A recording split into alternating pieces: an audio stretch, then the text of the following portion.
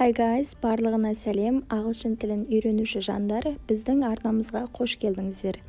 Біздің бүгінгі сабағымыздың тақырыбы these және де those сілтеу есімдіктеріне арналады. Видео сабақты соңына дейін көріп, өз ағылшындарыңызды дамытсаңыздар болады. Сонымен сабағымызды бастайық.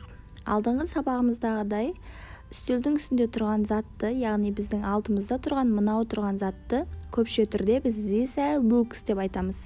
Яғни үстелдің үстінде тұрған кітаптар.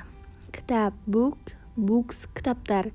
Are бізде көпше түрдегі жіктеу есімдігі және де these, мыналар деген сөзді беретін ағылшын тіліндегі сөз. These are books, яғни сілтеу есімдігі these are books. Мыналар кітаптар, үстелдің үстінде тұрған кітаптар, осылай айтылады. Келесі, бізге жақын емес, алысырақ тұрған, яғни бөлменің бұрышында тұрған гүлдерді айтатын болсақ, сіз үстелдің үстінде отырсыз, бірақ сіздің арғы жағыңызда гүлдер тұр. Біз оны аналар деп айтамыз, иә? Ал ол ағылшын тілінде those are flowers. Flower гүл, flowers гүлдер, және де көпше түрде қолданылатын жіктік есімдігі. Сонымен қатар аналар деген сөзіміз those болып аударылады, яғни those сілтеу есімдігін қолданамыз. Those are flowers, аналар гүлдер. These are books, мынау кітаптар, мыналар кітаптар. Those are flowers, аналар гүлдер. Келесі кезекте болымсыз сөйлемдерді қалай жасайтындығы туралы айтып түсіндіретін боламыз. These are magazines. Үстелдің үстінде бізде кітаптар тұрған болатын. Ал қазір бұл сөйлемде magazines, яғни журнал, газеттер тұрған жоқ деп айтып жатыр. Яғни бізде үстелдің үстінде газет, журналдар емес, нақты кітап тұр. Ал оны біз болымсыз түрде these aren't magazines деп айтамыз. Яғни бізде magazines, сонымен қатар aren't, яғни are not деген сөздің қысқартылған түрі. Соны ағылшын тілінде aren't деп айтсақ та болады, яғни these aren't magazines. Олар газет, журналдар емес, үстелдің үстінде тұрған кітаптар. Ары қарай those aren't trees, яғни бізде бөлменің бұрышында жаңа гүлдер тұрған болатын.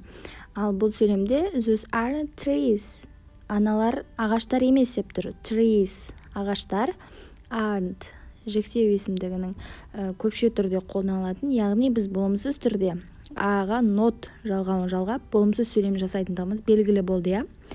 Those аналар, those aren't trees, ол жерде ағаштар тұрған жоқ, аналар гүлдер. Those aren't trees. Болымсыз сөйлемдердің жасалуы түсінікті болса, әдеттегідей сұраулы сөйлемдердің қалай жасалатындығына көшеміз.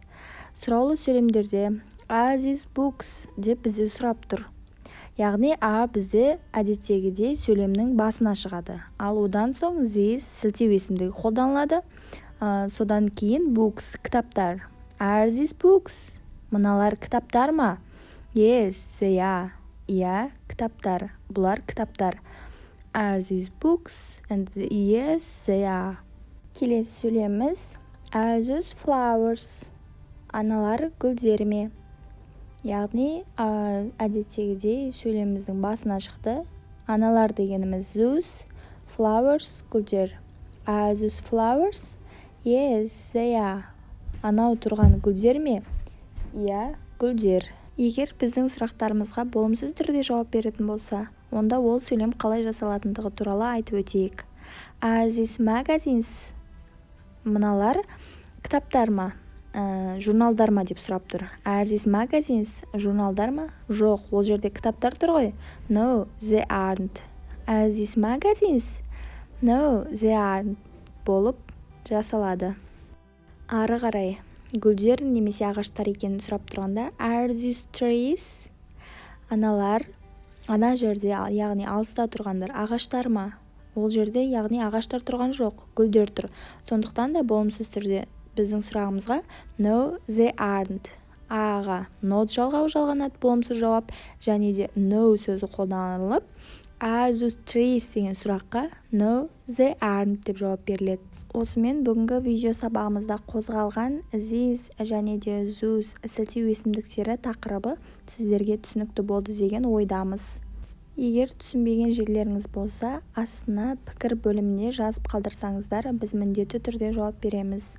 бізбен бірге соңына дейін болып сабақты көрген жандар үшін алғысымыз шексіз. Бізге қолдау ретінде өз лайктарыңызды басып, арнамызға тіркеліп қоюды ұмытпаңыздар. Келесі сабақтарымызда кездескенше сау болыңыздар. Goodbye.